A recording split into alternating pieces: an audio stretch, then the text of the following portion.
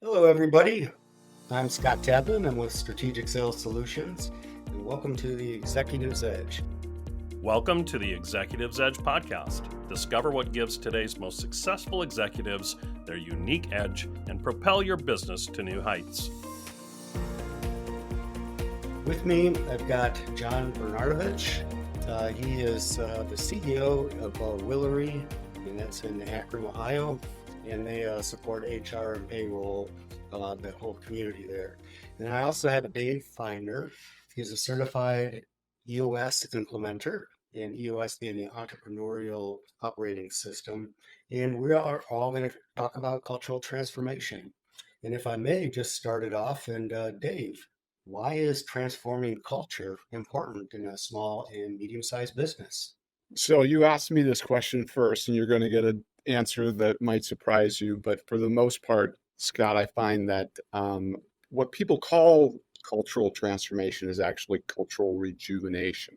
And that part is important because often what has occurred in an organization is that there was a wonderful culture based upon some behaviors that actually were virtuous behaviors. And it's gotten a bit ambiguous because the organization has tolerated behaviors that were outside of those boundaries. So the thing that often people call cultural transformation is actually removing some of those behaviors that are not consistent with the behaviors that were there at the very beginning. Okay, great. That's awesome.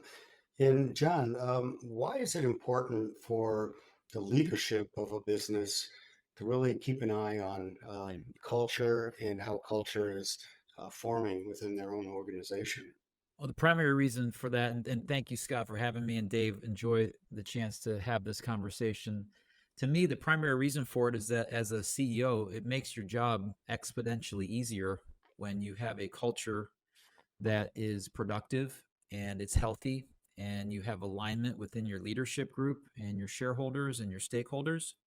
I think to echo off of Dave's sentiment about reinvigorating, rejuvenation versus transformation, what I found with the clients that I work with is primarily they have a lack of clarity and a lack of alignment. And the simplest place for me to look every single time is whoever is at the top of the org chart. And more often than not, if that person is not willing to go through either a transformation or rejuvenation or whatever word we want to use and accepts the culture for what it is, or worst case, they blame others for why the culture is the way that it is, then you know what your issue is. So for all you CEOs that are out there listening to this show, if you have a culture issue, I would highly recommend that you stop listening to this podcast. You look in the mirror and figure out what is the reason why that's happening. And my best guess is it's you. And I don't mean to point my finger at you because I don't know who you are, because I'm on a podcast right now. But anytime I look at this like coach speak, and I'll end with this on this particular topic, is if you hear really high level coaches that are successful in professional or college or even high school athletics, when their team wins, they deflect all the great recognition to their players. And when they lose, they take all the responsibility for the loss.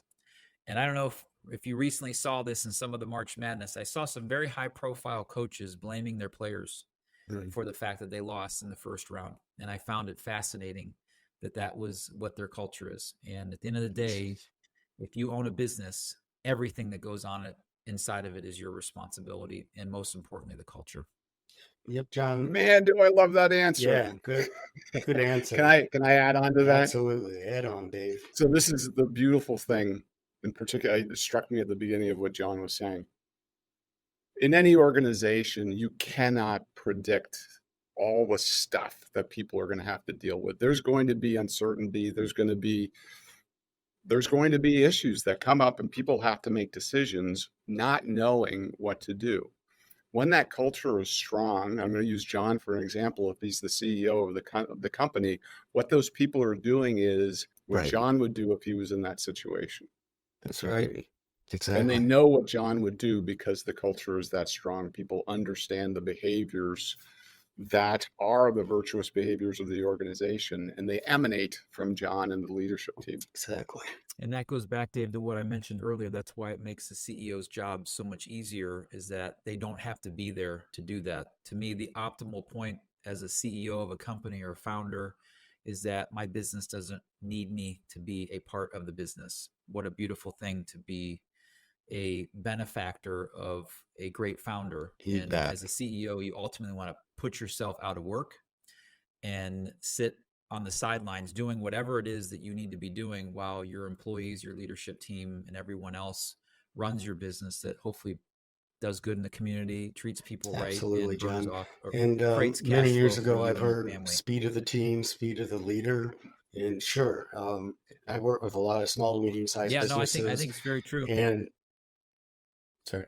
No, I think that's very true, Scott. I think it's one of those things that you just, again, you can't look any further than your CEO. I just was on a call with a marketing consultant of mine and was talking about a client of theirs that has a very bad culture. And if I needed a test case for a really horrible culture, and I said, you know, what I really would like to do is have a conversation with the CEO and make sure that they realize the impact that they're having on people and their lives. And people hopefully care a lot about their work. We maybe blame people for not caring about their work as much as they used to, and that maybe makes us a little bit old school. But if your people aren't caring about the work that they're doing inside of your organization, don't blame them for it. Look at yourself as a CEO, look at the processes, look at the structure of your business. As soon as you start blaming other people, you all of a sudden aren't getting to the root cause of the issue. So, a question for both of you. Beautiful. You're trying to implement change, forming a good culture within your own organizations. How do you deal with resistance to change from the employees that don't really want to hop on the bus? What to do when the employees don't want to hop on the bus? Is that the question? Kind of blipped out here.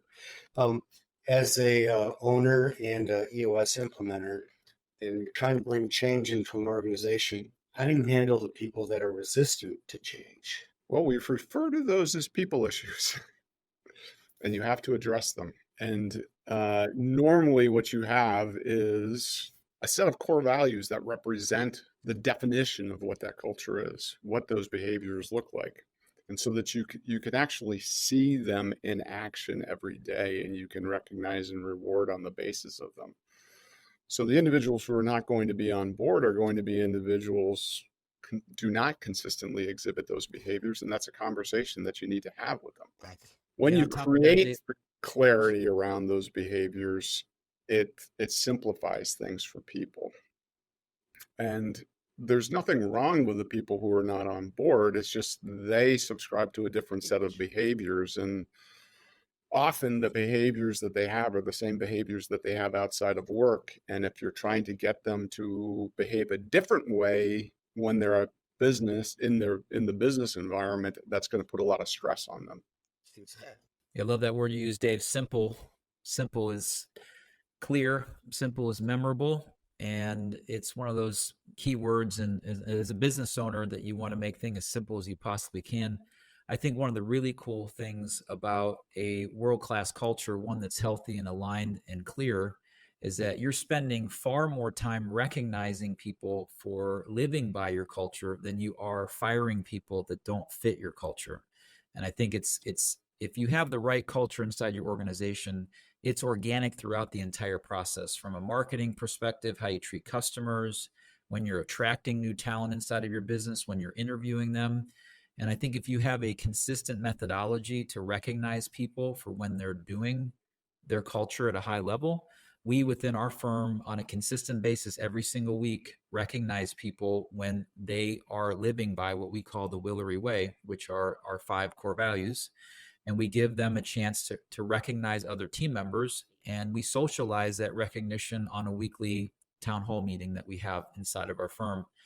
I think the worst case scenario in all that is that you don't have clarity around what your culture is, how you define those values, as Dave said, and then you don't deal with issues that exist inside of your business. You just sweep it under the rug and assume it might just go away.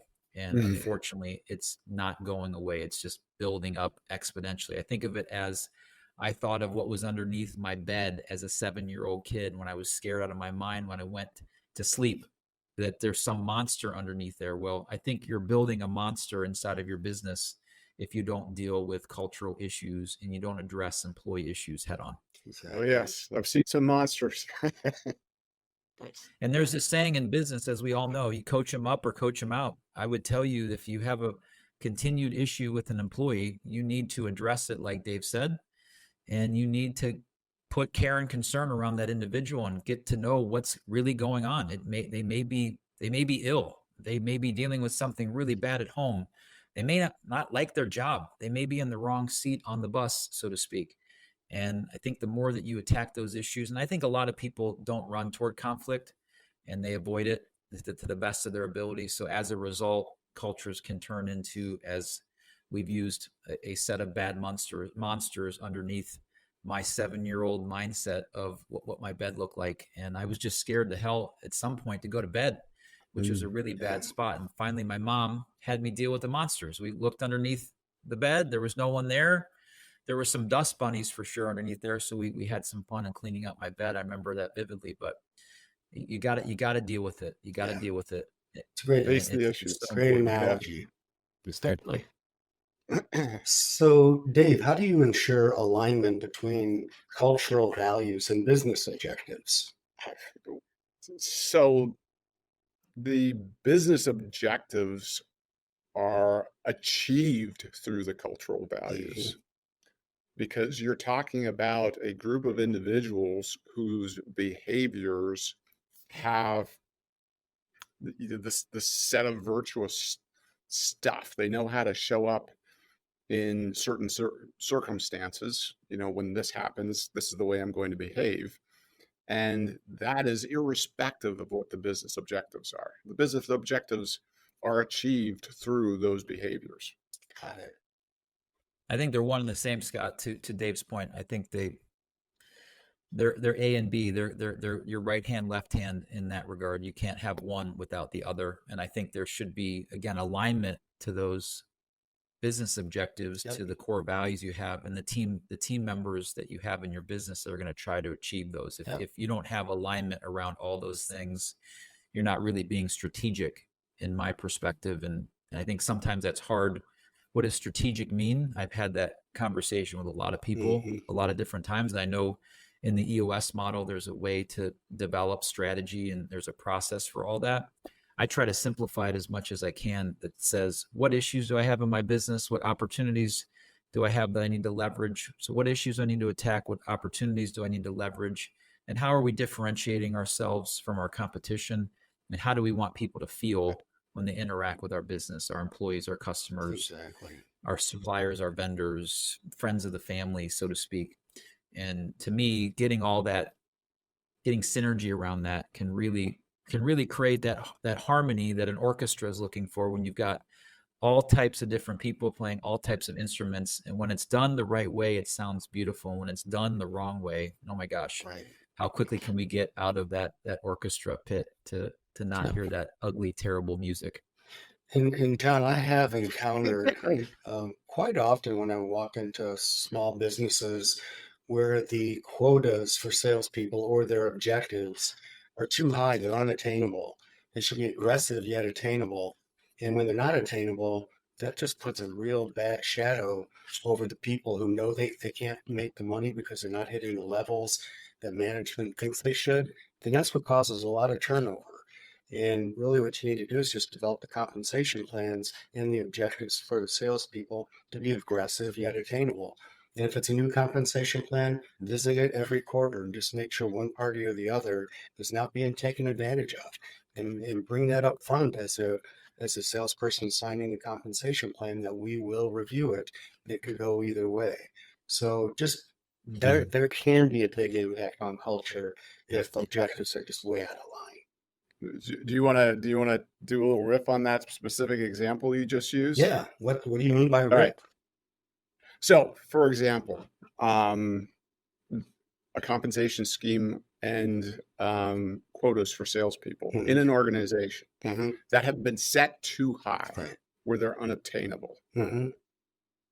Which core value is either being supported or being violated by that decision to set that compensation scheme and those quotas in place? Yeah. That's a good question to ask when that condition exists, because often it's just a mistake. Mhm. You've taken your best shot at it, Yeah. and it's not working for whatever reason. How do we resolve that issue? Your Yeah. core values actually guide you in determining how you resolve that. Yeah. And it's just, in my opinion, it's just having empathy for everybody and understanding. Now, a lot of times these things are not intentional, that the objectives are too high, because you could be launching a brand new vertical. It could be a startup, and you really don't have the history of data to really show you what seasonality is. It's like a good educated guess. But that maybe that does violate a cultural norm in the first place. If you left it in place, that would be a problem if it's not revisited. But when it is revisited, the salesperson, the owner, and general manager, whoever, is going to really show that they care for their employees and they want them to make money. And changing it would make all the difference in the world. And I think that's just showing empathy and understanding that these guys are driven by certain behaviors, and if you incent those behaviors in a compensation plan, you could be very successful and both parties win. Yeah, Well, let's I'll use go the one example. I'm sorry, step. just Go to ahead, Dave. finish on that, where you've made a mistake. Okay. This is a powerful way to reinforce the core values and the culture in the organization, is when a leader makes a decision and that decision turns out to be wrong and they own it.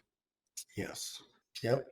Exactly. Yeah, the impact is tremendous. It goes back to that coach speak when you lose the game, Super Bowl or whatever it is, the high school regional finals, and the coach says that's on me.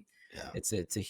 There's a reason why they're doing that, and I hope Yeah. they truly believe it. I hope it's just not coach speak and they're just not saying it. Right. I will go one step further, maybe getting into the part of the business that people don't like to talk about is profitability and top line revenue and those aspects. I just look at sales quota in your example, Scott, of one that says if you're launching a new product, as you gave an example of, a lot of times business owners will put in additional expenses that then they have to recoup based upon top line revenue or reduction of of your Yeah. cost of goods sold, so you get the right gross profitability inside of your company. Yeah. And I think all too often organizations are thinking about that now, mid-March, April, May, and not really looking at it in November and October in proper planning, even preferably in the summer of this year. We should be looking at 2025. Right. And how are our expenses going to come out? Because at the end of the day, that's how quotas, in my opinion, are set. Mhm. We have these set number of expenses. We have this gross margin calculation that gets us a number. We then have to create this level of revenue, and they fictitiously come up with that number and say, oh, I think Scott, you can sell $1 million, and Dave, you can sell 1.2, and John, you're going to sell 800,000. That's how we're going to make this work, as opposed to really evaluating your talent, Right. understanding what they're capable of, realizing that if you're launching a new product, there's going to be a lot of nuance to that, a lot of skin knees and experiences that maybe don't go exactly as you start that off. And I think we just fictitiously put our finger in the air and hope that we got it right, versus really thoroughly evaluating what our expenses are that are fixed, and how capable is our team to produce the level of results that we need. And then last but not least, if collaboration or alignment or caring are part of your core values or some flavor of that, why not talk to the salesperson before the new year starts and ask them to build a business plan Yes. around what's your level of productivity you think you can produce this year? Mhm. And how are you going to go about doing that? And what are the specific tactics you're going to take? And if you had to set your own quota, what would it be? Yeah. And have that dialogue, as opposed to, in a lot of cases, this top-down management that happens, and I set the quota for the business and you have to hit it, salesperson. Right. Yeah. To me, that's not the kind of culture, new age culture, that I think a lot of employees are looking for, quite frankly. That is the right attitude, John. You got any openings, by the way? I mean, it sounds like you got a great So I got got a great culture we're trying to scale top ATP. end, but that's where a lot of our Yeah, expenses no, that- are. I as the owner, have to take some concessions as we reinvest in the business. Yeah. And we've modeled all that out, quite frankly. And I'm blessed to have a leadership team that cares as much, even maybe more, about the profitability of the business, because they're educated on it. They understand it. They know the good and bad of a healthy P&L and a well-balanced balance sheet. And that part is profoundly important. Yeah, absolutely. And John, you bring up the gross margin and expenses. I have seen some business owners that will throw a lot of different expenses at reducing their revenue to get to margin, but expenses that are out of control that the salespeople have no influence over. That can be a real deal breaker when it comes to culture too, because there may be a variable expense that goes up and down, and they may make less money for selling the same amount of revenue just based off of that expense. So it's really important to consider that, as you said, as you evaluate expenses. And when you talk to the employees at the end of the year, I do the same thing. Before I was doing what I'm doing now, working in bigger corporations, I do it top down and a bottoms up. And it's always interesting, the bottoms up coming from the salespeople at what do you need to survive? What do you think you can do? It always comes, and I can't make it a certain 100%, but it usually comes across much higher than the actual quota that is coming from top down. And then you work with them to try to hit those objectives. Don't have two objectives, but just make sure that that somewhere in there's alignment and a lot of input from the salespeople. Dave, do you are you, as you're going into your businesses, do you talk compensation much? And would you believe that it does affect some of the core values of companies? So compensation of employees definitely comes up as an issue. Mm-hmm. It is a reflection of the core values, what level of compensation you have. And generally, if you are in a environment where there is a perception, real or imagined, that the compensation is unfair, that is going to get in the way of whatever it is that you're trying to create in terms of a culture. Mm-hmm. Got it. And I think, frankly, on that note, the market will dictate how good or bad your comp plan is. Quite frankly, if it's unfair and unattainable and heavily set on quotas that are defined by maybe CEOs who are overspending frivolously or having variable costs that you can't control and don't have the discipline to run their business from a positive cash flow perspective, then all of a sudden those salespeople are going to quit. And then the market, when they go to try to find new ones, and they're going to ask educated questions, I hope, about the comp plan, and they're going to realize it's generally unrealistic for me to hit it. Guess what's going to happen? Yeah. CEO is going to be stuck with no sales team. You got it. And your comp plan is going to get exposed, and people are going to quit and not be a part of your organization. I think it's part and parcel. It's all integrated to one another. And I think the culture, the topic that we're discussing, is you mentioned the word empathy. I talk about the word collaboration and alignment a lot. Right. Are we aligned on what your quota is for this year? And are we aligned on what you believe you need to do and how I can support you as a CEO, or how our director of sales can support you to obtain your goal? And if we get that level of alignment early on, I think you avoid a lot of issues, because when they're not doing the things that they committed to, it's easier to have that crucial conversation or create accountability to them, as opposed to, I know as a CEO, I set your quota too high and you're not producing at the level that I think you should.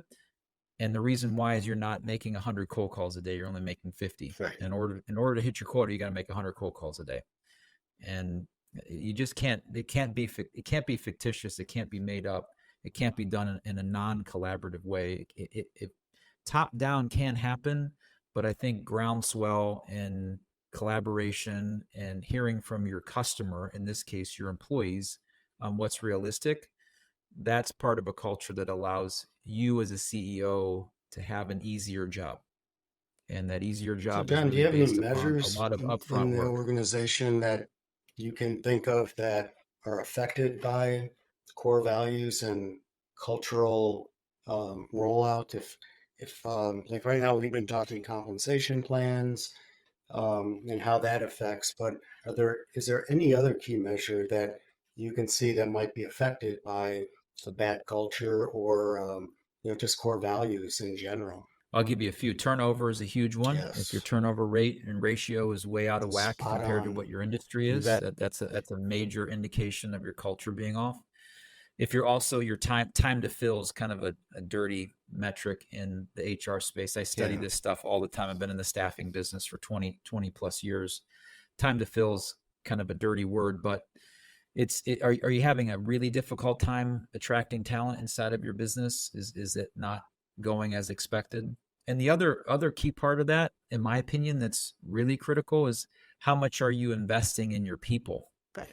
Are you investing in your leaders and your leadership team and your management team? Are you investing in your supervisors or your frontline workers to help them become better at their job and create opportunities for them that they can get inside of your business? That's the investment in employee Right. development and whatnot. If you look at those are just a few that are, at least in my opinion, great indications of how healthy a culture is. Right. There's a number of others, but we only have a finite amount of time on the show, and I'm sure Dave has a couple other thoughts Well, on all turnover is a that. big one. Oh, yeah. And here's the thing, and then we're talking about culture.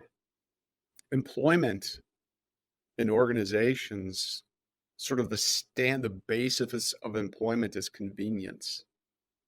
People work in an organization in many cases because it's convenient to work there. They get paid a certain amount of money, it fits their lifestyle.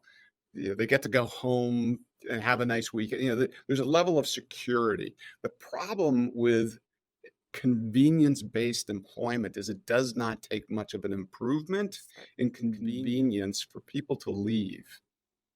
Where it is what keeps people working in your organization is a powerful culture, because what you're doing is you're creating meaning for people in their lives. The work actually creates meaning for them. And that is a powerful thing. That's going to keep people employed with your organization. And they are not going to leave for an improvement in convenience when what they're giving up is getting meaning in their life through their work. Well said, Mr. Feidner. Maslow's hierarchy of needs. Yeah. Sorry. Give an Exactly. amen to that, Dave. I'm all about that. And one of the cool things, I wrote a book that got launched last year, and it's called HR Like a Boss. I'm blessed that it was published by SHRM Books, Nice. the largest HR association in the world. And the number one thing I pulled out of writing 70-some thousand words, well, I actually wrote 100,000 words, and 30,000 of them were just god awful and couldn't put them in a book. That was one of the benefits of writing a book. I realized how many bad ideas I actually had. But one of the ideas that stuck with me was purpose. And I'm hoping my next book is called Purpose, because I look at purpose to a business like location to real estate. It is the most important thing that you have inside of your company, a clearly defined purpose. I encourage it to be 4 words or less. It's your organization's aspirational why. You'll never achieve it. And it's something that you're looking to try to do better, to better your community. And the reason it came up to me is as I was writing my book, I saw a number of very high profile CEOs, Bill Gates and Jeff Bezos and Warren Buffett, spending the majority of the latter half of their professional career giving away all the money that they earned in the first half of their career. And I think about what would the impact be on the world right now if Bill Gates had cared about the purpose he's aligned with right now when he first started Microsoft, as opposed to 25 to 30 years later. My guess is, I know vaccinations in third world countries are a major hotbed for him. My guess is that issue in the world may be solved at this time. And I have this funny bit that I share, and maybe Dave, no offense, I feel like I'm offending CEOs on this podcast, and I am one, so I guess I can do that. But most CEOs are unemployable. They don't want to work for someone else. They don't want to work in a traditional job. They don't want to have a boss. That becomes a challenge. And number two, they can be selfish people, and they're highly motivated by money. They want to make money, and I want to do it my way. And it's interesting to see the ones that end up having success and having that epiphany at some point, maybe halfway through their professional career, that I was wrong. And that the reason why I started my business and where I'm at today is that I want to do good in the world. And business is my platform to do that. Right. And I think a lot of CEOs maybe get so focused on bottom line results, which, don't get me wrong, that is important. Sure. But if we looked at the greater good, the bigger picture, and how you as a business owner can impact your community and attack social issues that exist, how you can make your employees feel at work. Imagine if you were an employer that your people wanted to come to work. Yeah. And they enjoyed the work they did, and it brought meaning to them, as David said. Think about how much easier it would be to recruit people into your business. Right. And I think all too often we're just too outcomes based.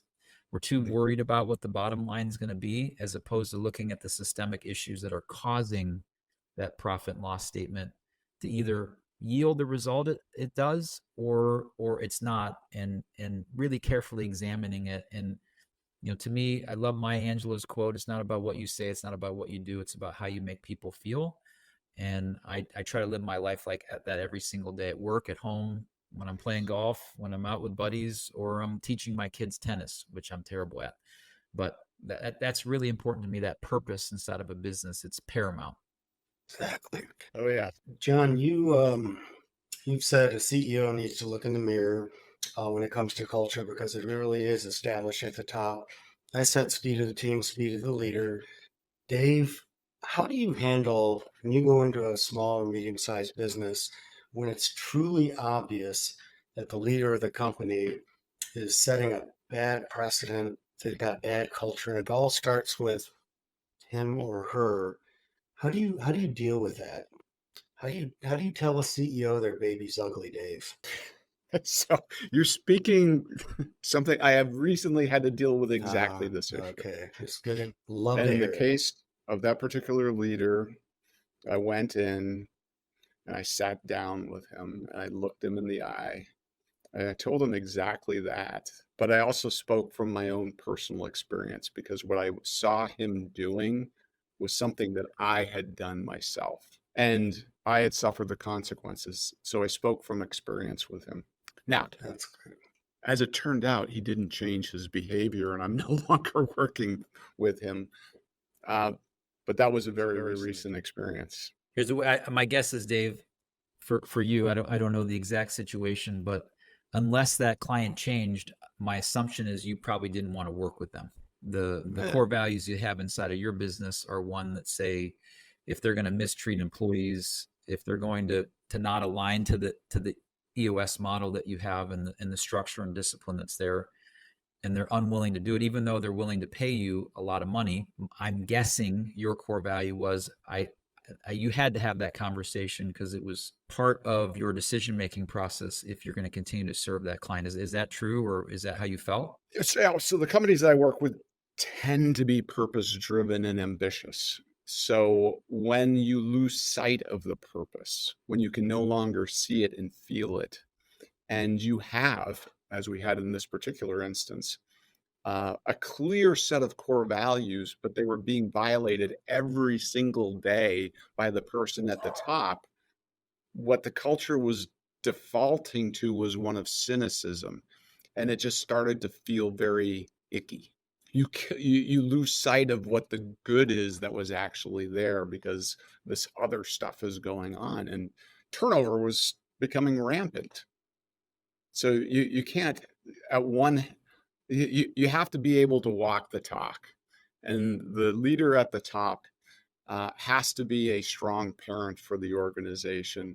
They have to have that set of core values. They have to repeat them often, using rituals.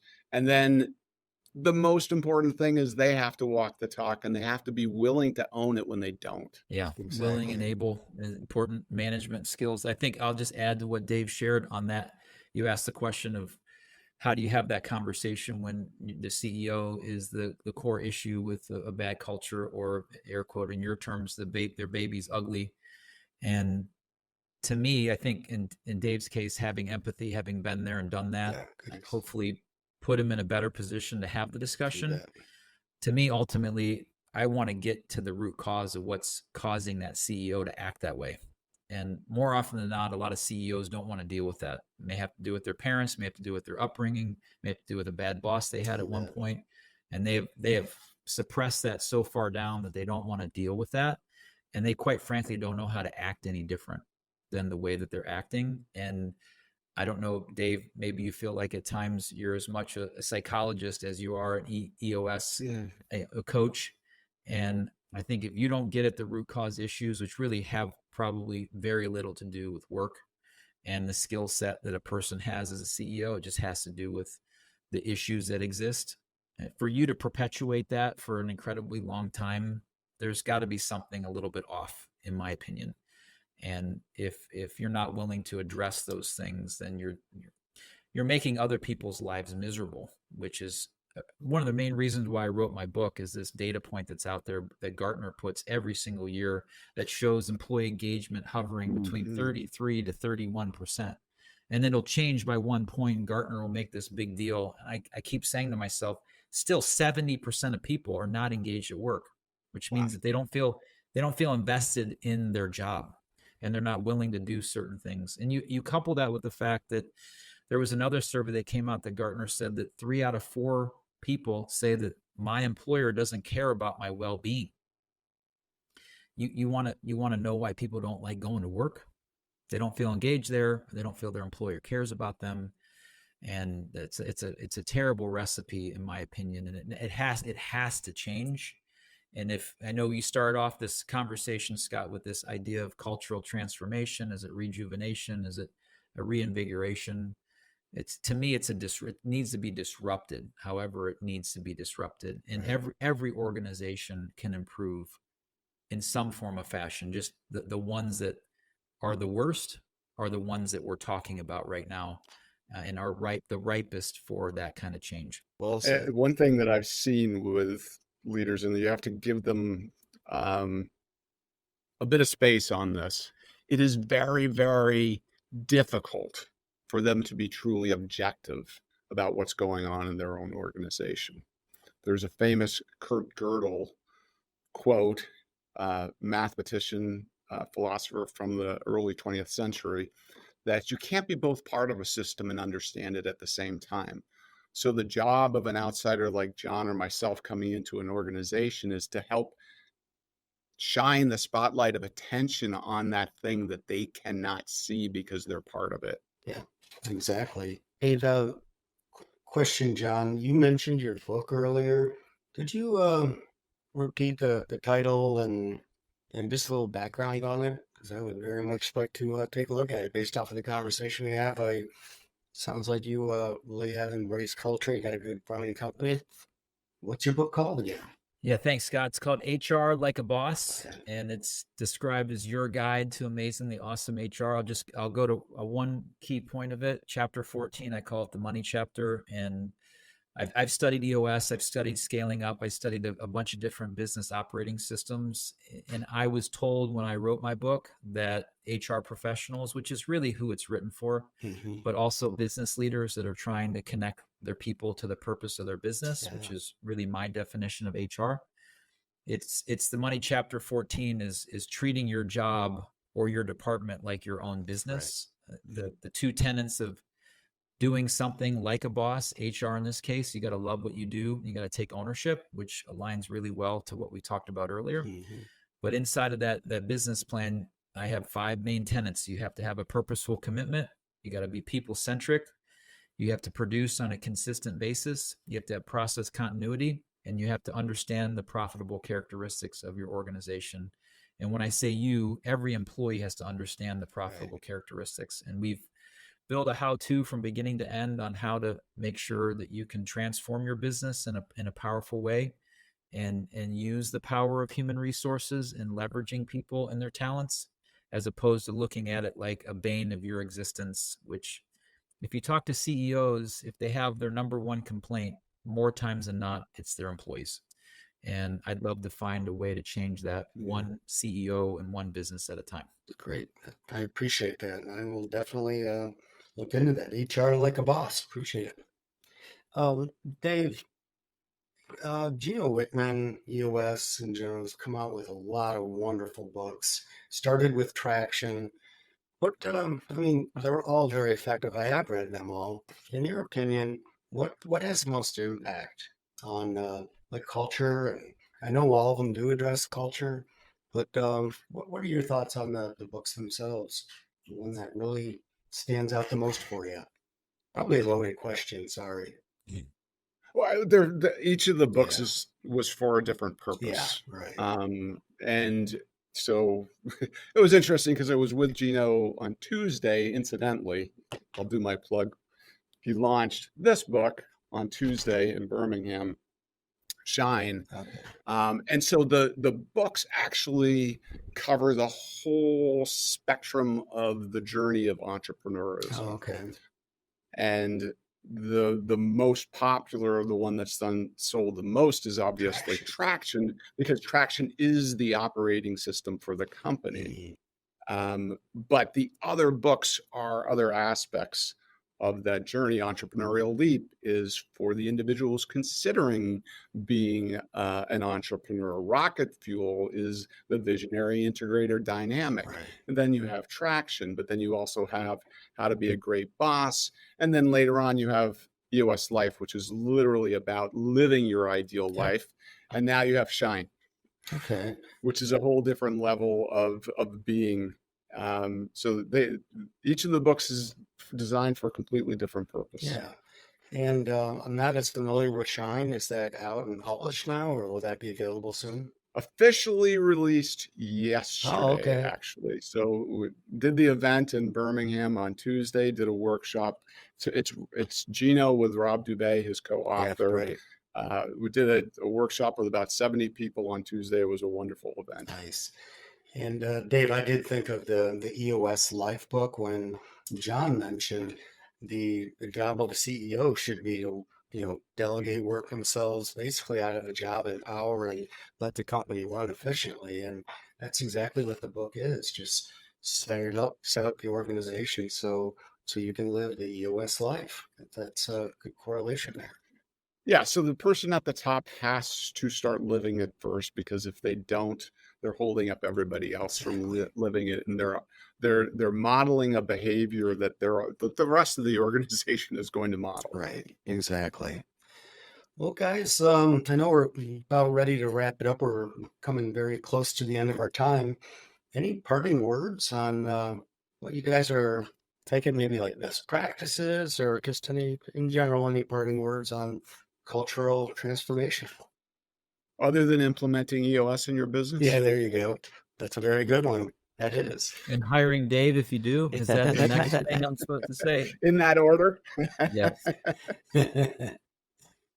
I'd give two things real quick, other than obviously leveraging a system and hiring a consultant like Dave to do it. And I think you gave a great perspective of sometimes you're too close to the business to see the challenges or issues that exist, and more often than not, those are right at the center of it, you as the CEO. But I'll go back to that point I made earlier. I think all too often and I know EOS has a great job of, I think it's IDS you call it, if you have issues inside of your business, there's a whole process to attacking and reviewing those. And I think that is important, but I think all too often we don't take advantage of the unique opportunities that exist inside of a business, that's the strengths that we have, and how do we amplify and lever those more. I think the squeaky wheel gets the oil. It's kind of that classic, if you go to a restaurant you hate and get bad service, you'll tell 4 times as many people as you will a restaurant that you like and you love the owner. And I think just that negative viewpoint of it, I would encourage you to flip it around, not by saying in some form or fashion you shouldn't address your issues, but give equality to them, meaning attack the issues, amplify the opportunities and the strengths. Yes. That's a key part of it. And the last thing I'll say is look yourself in the mirror. If you have an issue in your business or you have an opportunity you're not levering, my guess is it has to do with the CEO. Appreciate that. Dave, any parting words, sir? Thank you for having me. Absolutely. I really appreciated having this conversation with both of you, Scott and John. It's a great conversation. I love the topic, and actually, I learned a lot.